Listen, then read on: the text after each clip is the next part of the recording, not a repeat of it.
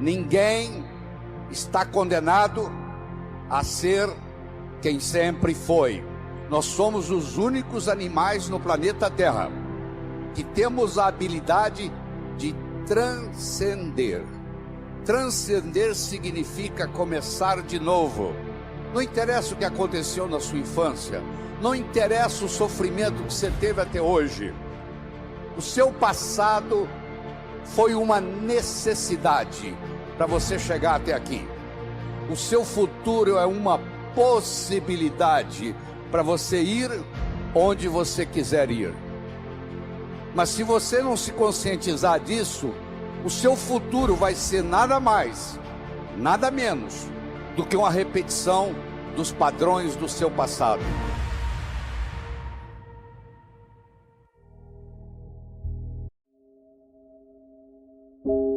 O bolo da vida necessita vários ingredientes. O primeiro ingrediente, eu diria, é o respeito que você tem para com você mesmo. É a sua autoimagem. É o quanto você gosta de você. Ninguém pode ofertar o que não tem. Você não pode ofertar amor para o próximo se você não tem amor por si mesmo. Você não pode ofertar inteligência para o próximo se você não tem inteligência para você mesmo. Você não pode ofertar comunicação para o próximo se você não tem comunicação com você mesmo. Então a primeira coisa que Deus quer da gente é que nós tenhamos o amor próprio, que a gente se respeite no mundo. Isso chama-se autoestima, isso chama-se autoimagem. Quais são os padrões existentes na sua família que você gostaria de se livrar deles? Porque a sua família, como a de qualquer outro, não é perfeita. O indivíduo, para ser médico, precisa fazer medicina. O indivíduo, para ser advogado, precisa fazer direito e fazer o exame da OAB. O indivíduo, para ser jornalista, precisa fazer jornalismo. Para você ser pai e ser mãe, você só tem que fazer uma coisa: copular, ter relação sexual. E os filhos nascem. Então os pais, 99,99, não estão preparados para ser pai e mãe. Vão aprendendo com o erro dos filhos. Os seus pais erraram com você, os pais deles erraram com eles, você errou com seus filhos vão errar com seus netos. Isso faz parte da vida. Não precisa ficar com sentimento de culpa disso não, porque é assim que é assim que a vida funciona. A gente vai aprendendo com os erros. No segundo filho você já erra menos, no terceiro você erra menos, se você parar e pensar aquilo que está fazendo de errado. O segundo ingrediente do bolo da vida é a comunicação. Você é rico ou você é pobre em conhecimento. Mas conhecimento só tem validade quando aplicado, quando passado de um cérebro para outro. E a passagem do conhecimento de um cérebro para outro se faz através do diálogo, se faz através da comunicação. Portanto, eu vou apresentar para você um modelo de diálogo que eu desenvolvi. A comunicação tem 3 níveis. O primeiro nível eu chamo de boca-ouvido. O segundo nível eu chamo de cérebro-cérebro. O terceiro nível eu chamo de coração-coração. Boca-ouvido. Deixe-me primeiro fazer uma distinção para você. Ouvir e escutar não são sinônimos. Você ouve com o ouvido, você escuta com o cérebro. Então, se você me permite, eu vou começar a trabalhar nesse modelo do nível 1, boca-ouvido, nível 2, cérebro-cérebro, nível 3, coração-coração. Deixa eu primeiro fazer uma afirmação. Nós só chegamos ao coração das pessoas passando pelo cérebro. É o pai que está dando um sermão para o filho. E entra num ouvido e sai no outro. E o pai não percebe que ele vem falando isso há 5 anos e não funcionou nada. Pelo contrário, o filho até ficou rebelde de escutar o pai falar aquilo. E o pai não se dá conta que aquilo não é diálogo, que é um monólogo que ele está falando para o vento, porque está entrando no ouvido e saindo no outro. Um pai de 45, uma mãe de 45, que conversa com um filho de 15, ela tem que entender que o filho de 15 nunca teve 45, e uma mãe de 45 já teve 15 anos. Então é função do pai, da mãe, descer ao nível do adolescente, para poder haver uma comunicação. Você tem que entender a pessoa, entender a problemática dela, entender de onde ela está vindo, por que ela atua daquele jeito. Aí finalmente você aceita a pessoa e chega no coração. Eu só posso me comunicar com vocês se nós fizermos uma conversa que interesse vocês. Não tem outro jeito. Eu tenho que ver o interesse de vocês e começar a fazer um assunto que interesse a vocês. Então eu tenho que fazer de acordo com o seu interesse, não de acordo com o meu interesse. Se eu convidar você para jantar na minha casa, eu não vou lhe servir o meu prato favorito. Pode ser que você nem coma. Eu vou perguntar o que você gosta. Se eu quero agradar alguém num processo de diálogo, eu tenho que ver o que a outra pessoa quer ouvir. Eu vou começar por ali, e não o que eu quero passar. Quero que você entenda isso. Faça aos outros o que os outros gostariam que fosse feito a eles. Isso exemplifica o que está acontecendo com a gente. Eu quero mostrar o meu ponto de vista para você, mas eu não me preocupo como que você vai receber esse ponto de vista. Aí sabe o que acontece? A natureza colocou um ouvido no mesmo nível do outro. Entra num ouvido e sai no outro. Aí não deixa de ser diálogo, passa a ser monólogo. Para esse diálogo se ocorrer, primeiro eu tenho que ter uma mensagem forte. Você só vai continuar me escutando se você estiver gostando da mensagem.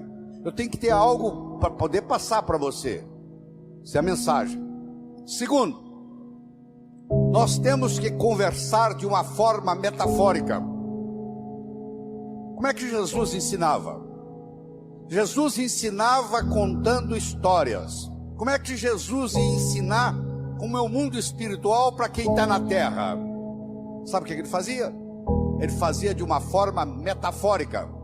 Ele contava parábolas, ele contava histórias.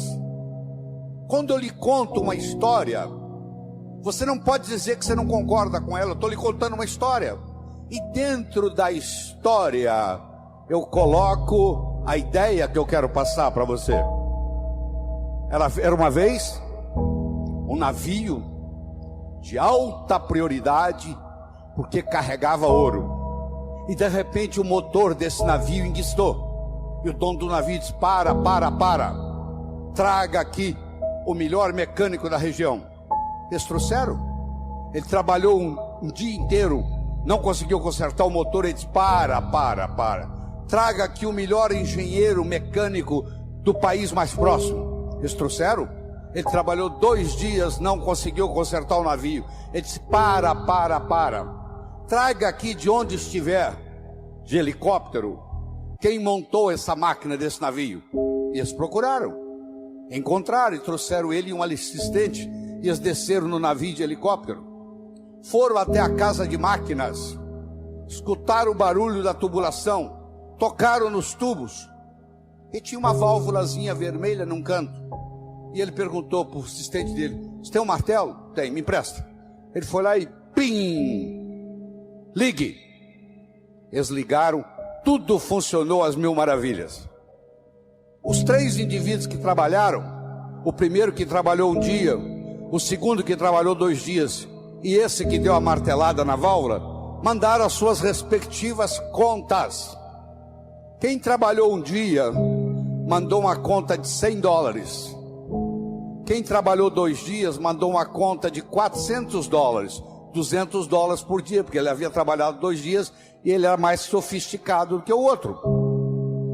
E quem deu a martelada mandou uma conta de $10.000.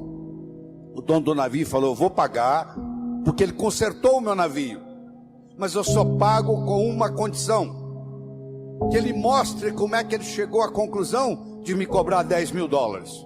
E ele mandou um bilhete para o dono do navio: para dar a martelada, $1, para saber onde bater com o martelo, 9.999. 99. Olha que interessante. Você imagine que nós estamos almoçando e eu conto essa história para você. Aí nós estamos num diálogo, almoçando. Aí você vai para seu escritório comigo e você está pensando em me contratar para ser seu consultor na sua empresa. E você pergunta assim: doutor Lair, qual é a sua remuneração? E eu falo um preço elevado. Ao invés de você falar é caro, você vai pensar assim: esse cara sabe onde bater com o martelo.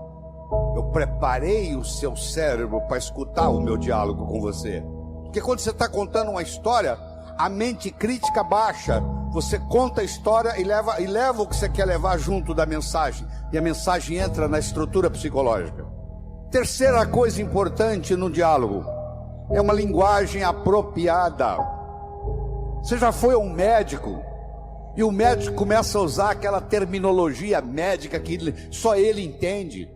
E aí você volta e a sua família te pergunta: e aí, o que você tem? O que o médico falou? Ah, não entendi o que o médico falou. Esse médico não tem nada de inteligente. Ele tem que conversar numa linguagem que o paciente entenda. E outra coisa importante é a percepção. Uma coisa é o que você está passando, a outra coisa é que o outro está captando. Ah, você é um vendedor? Sou. Você é um bom vendedor? Ótimo vendedor. E aí, você tem vendido bem? Não, tem vendido muito mal. Então você não é um bom vendedor. Talvez a sua linguagem não está sendo apropriada, talvez a sua mensagem não está sendo forte o bastante, talvez você não esteja fazendo uso dos recursos, né, da metáfora, das histórias. E quando você trabalha esse fenômeno do diálogo desse jeito, quando você termina, a pessoa se sente convidada a participar das suas ideias.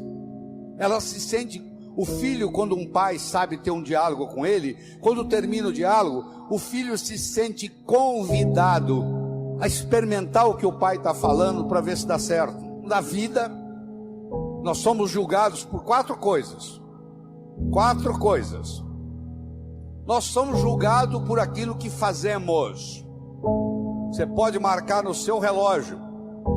Você encontra um estranho na festa. Nos próximos 5 minutos, ele vai perguntar para você assim: o que você faz na vida? Segundo, você é julgado pela sua aparência. Não é estar bem vestido, não. Estar adequadamente vestido para a ocasião. Você não quer ir num médico que está de camiseta. Você quer ir num médico que esteja de branco, de preferência com estetoscópio no pescoço. Você chega lá, ele tem um arquétipo do branco. Se você pensa nos anjos, eles se vestem de branco. O branco tem um arquétipo de cura. Terceiro, você é julgado pelo que você diz. Enquanto você não disse nada, ninguém sabe se você é inteligente ou deixa de ser. Então muitas vezes você tem que morder a língua, porque uma vez que você falou uma coisa inadequada, você não tem jeito de trazê-la de volta. E finalmente ser julgado não só pelo que você diz, mas como você diz o que você diz.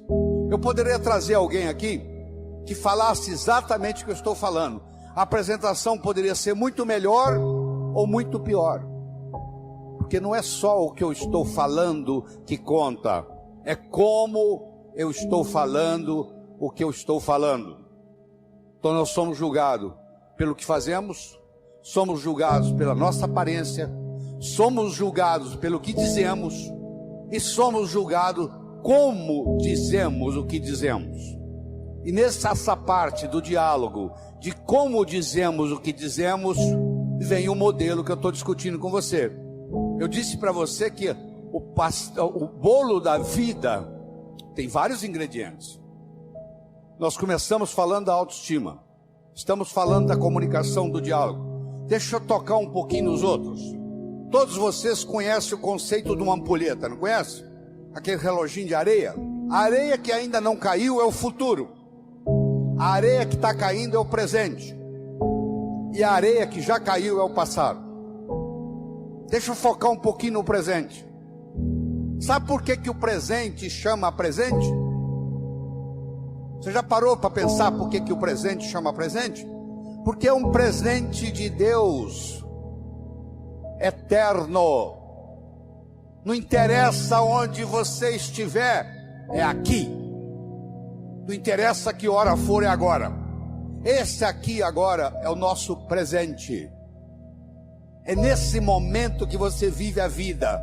Se você não consegue ficar no aqui e agora, é como um gato que passa por um telhado de zinco quente, só sente o calorzinho da vida.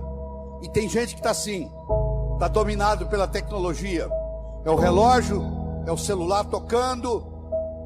A pessoa não vive mais o momento e depois reclama que está ficando doente, que está esgotado, que não dorme direito. Ele não consegue viver mais o momento, ele não consegue viver mais o aqui e agora. Mas vamos voltar na nossa ampulheta. A areia que ainda não caiu é o futuro, a areia que está caindo é o presente, a areia que já caiu é o passado. Você aprendeu, e é verdade que você aprendeu, que o passado cria o presente cria o futuro. Isso é verdade, verdadeiro.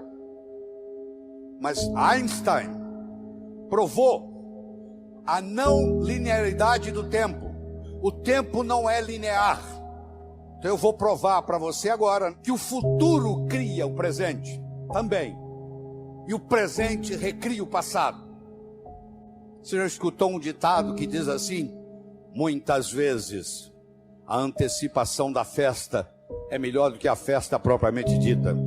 Lembra aquela ceia de Natal que você preparou na sua casa com todo carinho, que você levou meses preparando, e na hora da ceia os dois cunhados começaram a discutir e estragou a noite?